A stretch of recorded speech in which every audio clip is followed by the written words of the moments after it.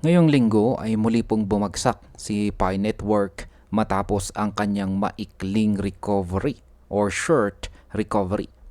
Kasalukuyan po siyang nakapaloob sa isang falling channel pattern at ang kanyang presyo po ay nagpakita ng mas matinding bearish signal. Kasabay nito ay nakitaan po siya ng malaking outflow ng Pi tokens mula sa mga centralized exchanges or CEX.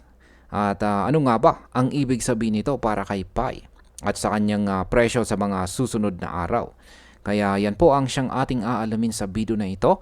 Pero bago po tayo magpatuloy ay pakibasa na lamang po muna ang disclaimer dito po sa ibaba ng ating screen. Ayan, ano nga ba ang nangyari sa presyo ni Pi Network? Si Pi Network ay bumagsak ng 8% nitong linggo at nadagdagan pa ng 3% pababa nitong Lunes. Ang pagbagsak na ito ay nagsimula matapos po niyang mag-reverse mula sa kanyang 50-day exponential moving average or EMA. Sa kasalukuyan ay nasa loob pa rin po siya ng falling channel pattern na siyang nagpapakita ng possible down cycle. Kaya ayan po yung pattern natin dito. Ayan, yung kulay itim na pababang linya. Ayan, dalawang pababang linya na kulay itim na yan. Ayan po yung falling channel pattern. Ayan, isang downward. Ayan, downward trend po yan. Kaya yan, dyan po naglalaro ang presyo ni Pi Network nitong mga nakaraang araw hanggang sa kasalukuyan. Kaya, ayan, sa market impact, kapag tuluyan po siyang bumaba, malaki po ang posibilidad na maulit ang kanyang August 1 na low or pinakamababang presyo na nasa presyong 0.3220. At kung hindi po siya makakabawi or makaka-recover, ay posibleng bumaba pa hanggang sa 0.30 na isang round figure. Ito ay maaari pong magdala ng panic selling para sa ibang mga traders. Ngayon ay bakit po ba bumagsak ang kanyang presyo? Ayan, ang isa pa sa mga dahilan ay ang stagnation sa trading volume. Sa datos po ng Artemis, ayan, ang Pi token ay umiikot lamang po sa pagitan ng $50 million hanggang $100 million daily volume simula pa noong kalagitnaan ng buwan ng August. Ayan. At ang mababang galaw po ng kanyang volume ay nagpapakita po ito na unti-unting nawawalan ng gana ang mga traders na makipag-transact kay Pi. Kaya sa market impact, ang kawalan po ng malakas na volume ay isang sinyalis na posibleng hindi po sapat ang demand para suportahan ang pag-akyat ng presyo.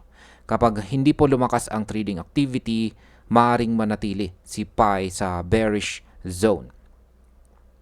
Ngayon ay ano naman po ang ibig sabihin ng mga malalaking outflow mula sa mga exchanges?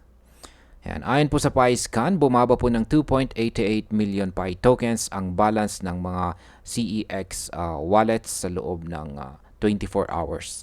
Sa kabuuan ay nasa 420.90 million ang Pi na yan, ang Pi na natitirang balance sa mga exchange wallets. Kaya sa 5 KYB-aligned exchanges ng Pi Foundation, si OKX po ang pinakamalaking may outflow na 3.79 million Pi tokens. Kaya sa market impact, ang outflow po ay kadalasang positibong senyales dahil ibig sabihin ay mas marami pong traders ang nagwi-withdraw ng tokens mula sa mga exchanges papunta sa kanilang sariling wallets. Kapag ganito, nagpapakita po ito ng confidence at saka long-term holding behavior. Kaya kahit nasa bearish pattern po si Pi, ang malaking outflow ay maaaring magbigay ng hint or palatandaan na may mga traders na naghahanda para sa future recovery. Ngayon paano naman po nakakaapekto ang falling channel pattern kay Pi? Ayan, balikan po natin yung ating chart dito. Ayan, ang falling channel pattern ay isa pong bearish pattern kung saan ang presyo po ay patuloy na bumababa sa loob ng parallel trend lines. Si PAI ay nakakulong po sa pattern na ito at hindi po siya makawala pataas. Nung Sabado, umabot pa siya sa 0.40 pero agad din po siyang bumagsak kinabukasan. Kaya sa market impact, habang nananatili po siya sa loob ng falling channel, malakas po ang posibilidad na magpatuloy ang bearish trend. Ang breakout lamang po sa itaas ng channel ang siyang makakapagbigay ng bullish confirmation at posibleng magpaangat sa kanyang presyo. Yan, dito naman po tayo sa mga indicators. Yan po yung mga nandito sa ibabang bahagi ng ating chart dito. Yan, daily chart time frame po pala ito. Makikita natin dito na bumaba po ang RSI ni PAI sa 43. Mas mababa po sa kanyang kalahating linya. Ibig pong sabihin niyan ay mas tumitindi ang selling pressure. Bukod dito, ang MACD naman or MACD indicator ay lumalapit na sa kanyang signal line. Kapag nagkaroon po ng bearish crossover, ito ay magiging malinaw na sinyales para sa mga sidelined investors na pumasok sa selling.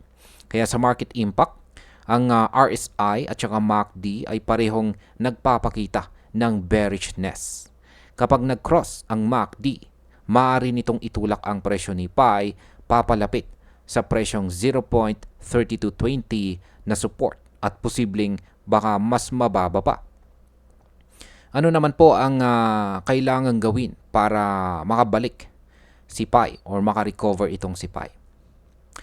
Kailangan po talaga niyang ma-reclaim ang kanyang 50-day EMA na kasalukuyang nasa presyong 0.4047. Ang EMA na ito ay halos kapantay ng upper trend line ng falling channel. Kapag nakabalik po siya dito, may posibilidad na muling mag-target si PAI or kanyang akyatin ang presyong 0.50 na isang psychological level.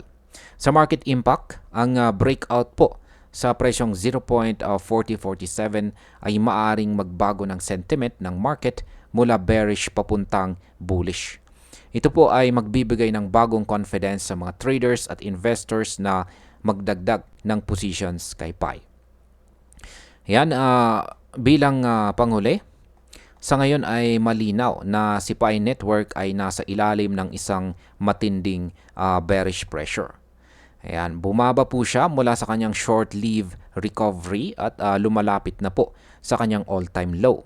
Pero kahit bearish po ang chart, ang malaking outflow mula sa mga centralized exchanges ay nagpapakita ng kakaibang signal ng confidence mula sa ilang mga traders. Kaya sa aking pananaw, kung mananatili po si PAI sa ilalim ng falling channel, mahirapan po siyang umangat. Pero kung magtatagumpay po siyang basagin ang presyong 0.4047, posible pong magbago ang kanyang kwento at makita natin ang bagong rally papunta sa presyong 0.50. Kaya sa ngayon, si PAI po ay nasa isang critical zone kung saan kailangan po niyang patunayan na kaya niyang makalabas mula sa bearish pattern na ito na siyang nagpapahirap sa kanyang presyo. At ayan, hanggang dito na lamang po tayo sa video na ito mga ka-crypto. Marami pong salamat sa panonood. Ingat po tayo lagi at God bless po sa ating lahat.